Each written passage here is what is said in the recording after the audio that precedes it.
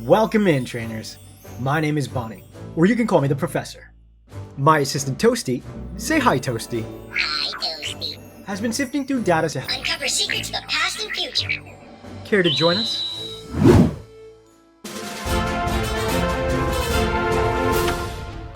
Professor Sada used to usher in new generations of trainers by handing out starters in Paldea before she moved into fieldwork.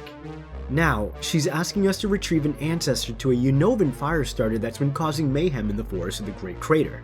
Say, Professor, weren't you supposed to give out starter Pokemon back home? Indeed, Toasty. But before I could start my tenure, I got called in by Champion Geeta. Trainers, head down into Area 0 and proceed with caution. This thing, despite its massive size, is faster than it looks. Do not underestimate it, and be wary of group attacks. Paradox of the past. Goring Blaze. So, this is what Emboar used to look like before it took to a bipedal stance. This thing is both bigger in size and heft than its modern counterpart, and far more stronger to boot. From what I've been able to observe, Goring Blaze hasn't quite mastered its skill over its fire typing just yet. It seems to prefer to use piercing and stomping attacks and fire as a last resort.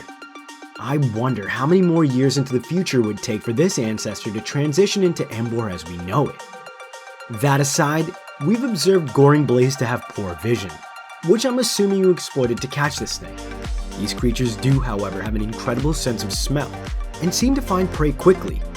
When they're not busy battling anything that breathes, these omnivores are always gorging on something.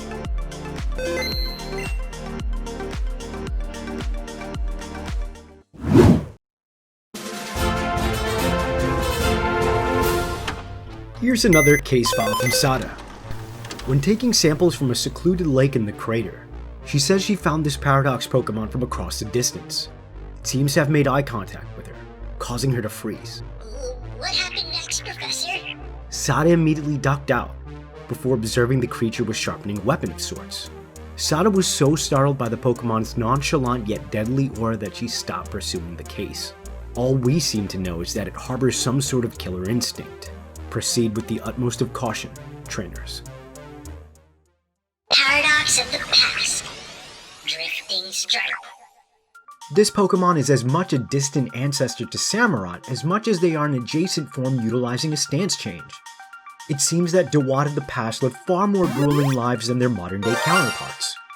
Judging by the weapon Drifting Strike carries, most likely a tooth belonging to an apex predator of the time, Dewott must have had to procure it to evolve, putting themselves in great danger. Hard to pass on your genes when you're dead, huh? In our observations, Drifting Strike utilizes both hands to swing their weapon, although they're strong enough to lift their blade with one hand. While not necessarily fast, they are quite agile, able to use nimble steps to bridge the distance between them and their foes in no time. I wonder, what would happen if we could give a modern-day Dewott one of these weapons to train with?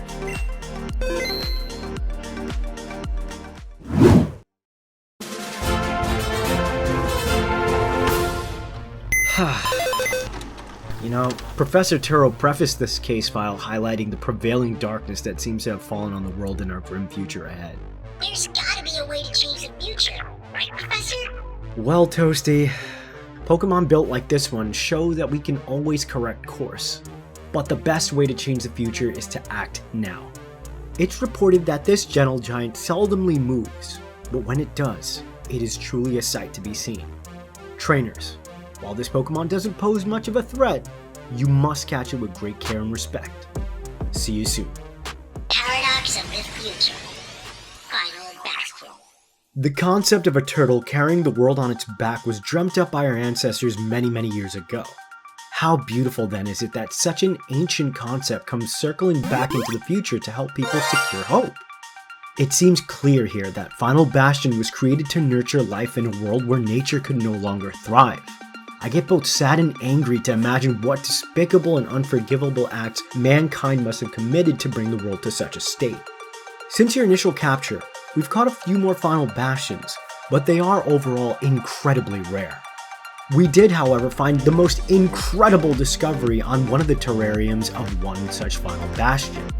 Rather than a tree sapling, we found a tiny bulb, belonging to that of one of Kanto's starters. We're watching with bated breath to see how it'll fare once it's healed up enough.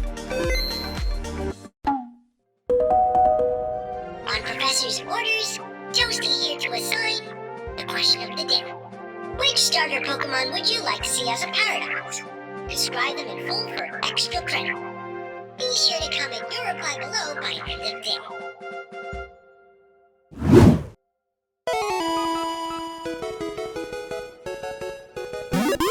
Barbarian, the riotous Pokemon. Barbarians are savage Pokemon who travel in packs, although they have no qualms of leaving weaker Tepigs and Pignites behind. Barbarians use their ever-sharp tusks to skewer and maim their victims, holding them in place before unleashing flames upon them to cook them alive. Zabuzado, the nomadic Pokemon. Zabuzarr are Pokemon who, upon evolution, leave their packs to procure a weapon and train on their own. As Zabuzarr's numbers began to dwindle, both the knowledge of how to secure their weapon and how to wield it forced their waters to fight in a more dependable fighting style, resulting in the Samurott of today. Torterra, the sanctuary Pokemon. Torterriums are incredibly expensive Pokemon that utilize state-of-the-art equipment to turn the awe-inspiring Torterra into a walking nursery. It expends a great amount of solar energy to nurture life in its containment unit, and while docile and stationary for most of the day, becomes quite formidable when the life on its back is threatened in any sort of way.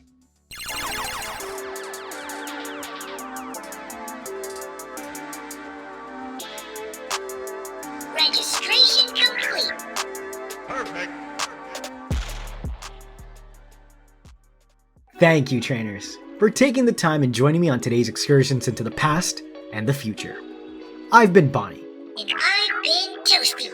and we appreciate all your support on our work. Until next time,